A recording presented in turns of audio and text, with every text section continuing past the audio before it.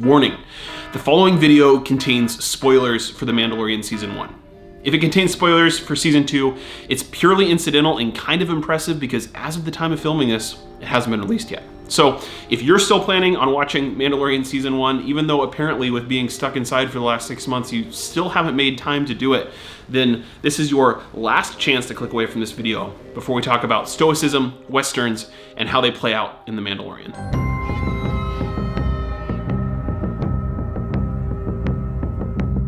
Now, I won't say in any stretch of the imagination am I a super fan of Westerns. In fact, I would say of all the genres of movies, it's one that I never really got into.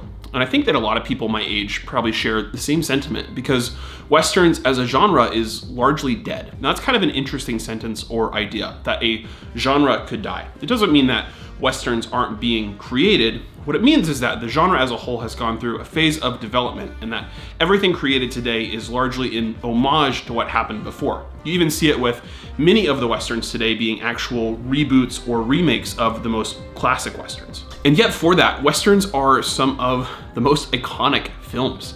They have classic tropes and sounds and audio. I could play the line from The Good, the Bad, and the Ugly.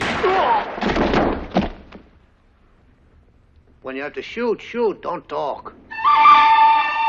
And you immediately know what movie I'm talking about. And even if you haven't seen it, it probably still echoes something for you. The bar fights or the horse chases or the epic final showdown at sunset with slow-mo footage of sweat dripping off of Clint Eastwood's face.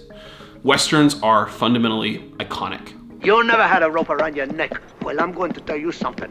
When that rope starts to pull tight, you can feel the devil fight your ass. Now, there's a lot of different elements and pieces and tropes that play into the Western genre, and many of them are above my head, but you might think about the scene where the hero walks into the bar and the music stops and everybody's staring at him and there's some kind of scuffle and then he picks up the drink at the end, or the epic horse chase, or I think the one that's most iconic for all of us, the showdown at high noon. The hero and the villain facing off head to head, fingers above their holsters, looking off into the camera until a split second everything's decided.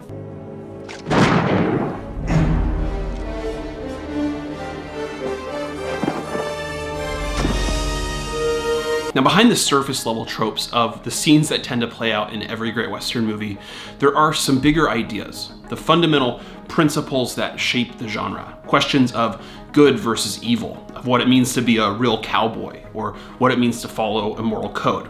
In fact, those same underlying principles and ideas are found in the samurai films that much of the modern Western genre was built upon. The Akira Kurosawa scripts that oftentimes became the direct inspiration for many of our favorite Westerns.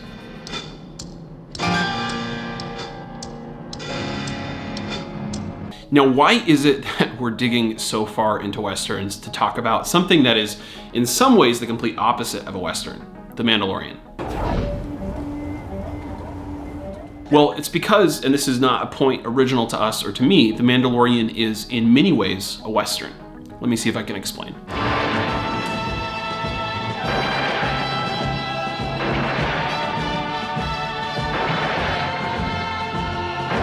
See, genres aren't just defined by a visual style or location or a certain way of filming or actors. They're defined by central ideas. When we go and see a superhero movie, we intrinsically know it's going to be about good fighting evil, even if which side is which is a little bit ambiguous. If we go and see a romantic comedy, it tends to be about being accepted or being rejected and the problems of communicating in between people. And the idea I want to propose to you today, that is not original to us, but is very interesting and I think has a very interesting lesson to teach us, is that The Mandalorian is a Western. Not because it's set in the Wild Wild West or everybody's on horseback, but because of the fundamental idea that it is trying to portray. What it is like to live by a strong code of honor at great personal cost. When one chooses to walk the way of the Mandalore, you are both hunter and prey. This is the way. This is the way. This is the way.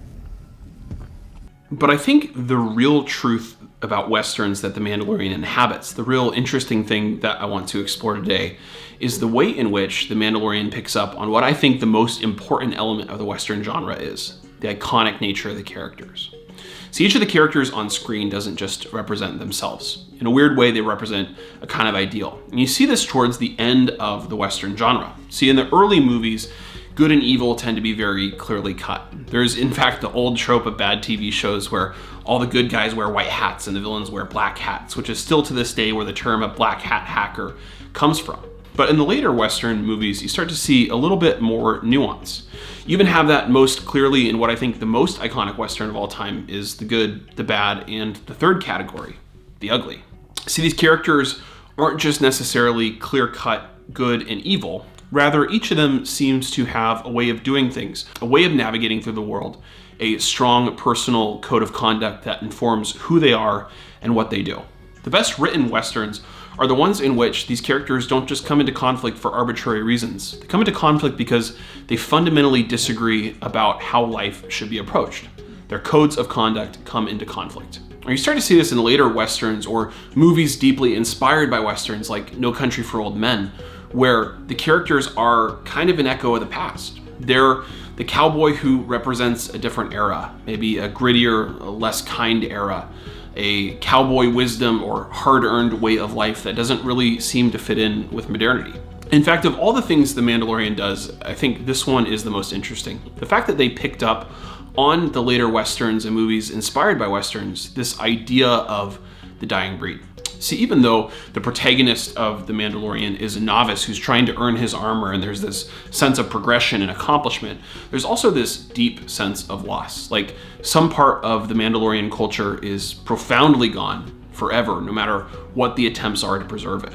It's this underlying sense that something really valuable and important has passed away. Even the fact that the clan is on this planet is because their home planet was destroyed in a war. There are people without a home, the last of a dying breed. And I think one of the defining elements of the Western genre as a whole is how iconic everything is. Whether it's John Wayne or Clint Eastwood with a cigar hanging out of his mouth, or the audio from The Good, the Bad, and the Ugly, everything about the Western is immediately recognizable. And you have this taken up to a whole nother level with The Mandalorian. You think about Boba Fett and Jango Fett, figures that I grew up with, wondering about, wanting to know more about, reading lore about, and you see them represented in the image of the mask. You immediately know who this character is, even though you've never met them before. And in fact, we're given very, very little backstory on the central protagonist, the hero without a face, one who isn't even given a name until the final episode. And that's because I don't think The Mandalorian has a hero in the traditional sense. I think they have a hero who represents an idea, an ideal, a code that the Mandalorians called the Way. This is the way. Now, the Way is only hinted at. It's a way of living.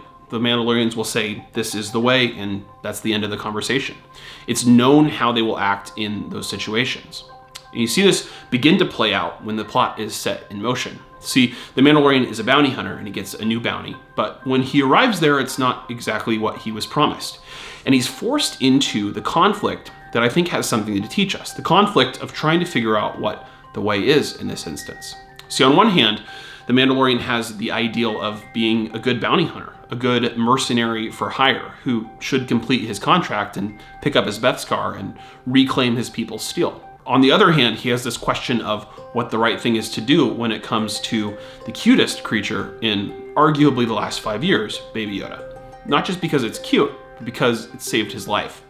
See, the plot of The Mandalorian isn't just about these external forces of the Empire or finding Baby Yoda or trying to figure out who is friend and foe. Underneath all of those external circumstances, the Mandalorian is put into situations that call his beliefs into question, where the easiest way out would be for him to walk away from the way.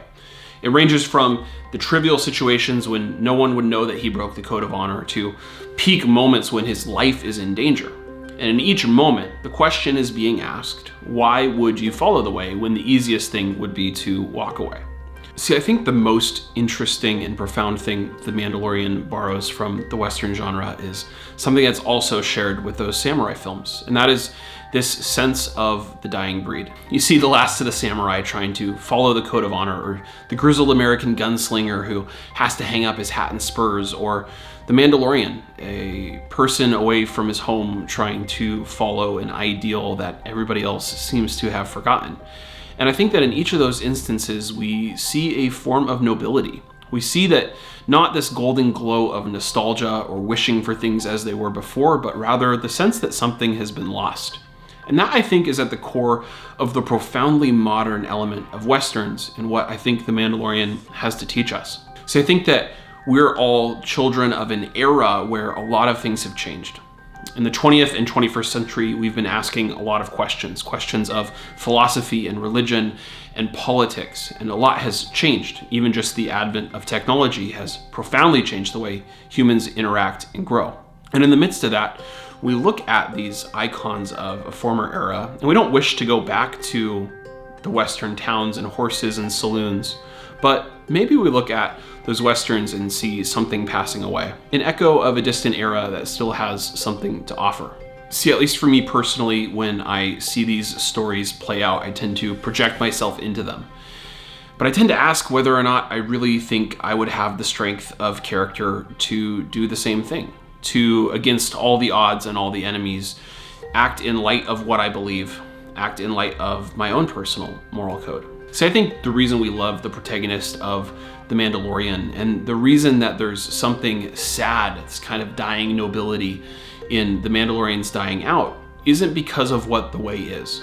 It's not that the Mandalorian way of life is the best way of life or worth emulating. We don't love the protagonist of The Mandalorian because of what he believes. We love him because he follows it at great cost. See, I don't think we love the heroes that we love necessarily because of their worldviews. We don't analyze them on a philosophical or pragmatic level. Instead, we love them because they follow them at great cost. Because we see them put in situations where their character is demanded upon and put to the test of breaking, and even then they won't walk away.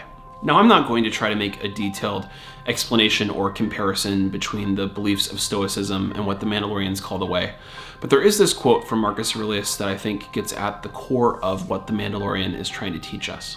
It's from Meditations. He says, "Waste no more time arguing what a good man should be. Be one." See, we don't love heroes because they have perfect codes or are even perfect in and of themselves. We don't look at them and analyze their worldviews and belief from a philosophical or pragmatic angle. Instead, I think we look at them and love them because they follow their code. They follow them at great cost. They are there for their friends or do the right thing even though it is the most difficult possible thing that they could do. And even if they represent a life or belief that is fundamentally different from ours, we can still look at their actions with some level of nobility. Even if the American gunslinger or the Mandalorian is very different from who you are, you still look at them and wonder just a little bit that maybe something has died with them. Maybe some part of the world that we could use, something that we could learn from. But the only thing worse than the pain of following your code against all the odds is that of breaking it or never having one in the first place. The pain of spending your entire life questioning or pondering or arguing what a hero should be instead of being one. This is the way. This is the way. This is the way. Hey everybody, thanks for watching that. My name is Zach with The Hero's Journal. With Mandalorian Season 2 just around the corner, we wanted to make a video celebrating some of our favorite things about The Mandalorian Season 1 and what it taught us. We created The Hero's Journal to help ordinary people begin to see themselves as the hero of their quest. It's based around story theory like we talked about in this video, as well as the best of goal-setting psychology. So if you're interested in learning more about that, taking a look inside, or ordering a journal, you can visit theheroesjournal.co. Finally, we make videos like this one every week talking about story theory, our favorite fandoms, and how they play out in our lives. So if you enjoyed this video, you like, subscribe, and we'll see you next week.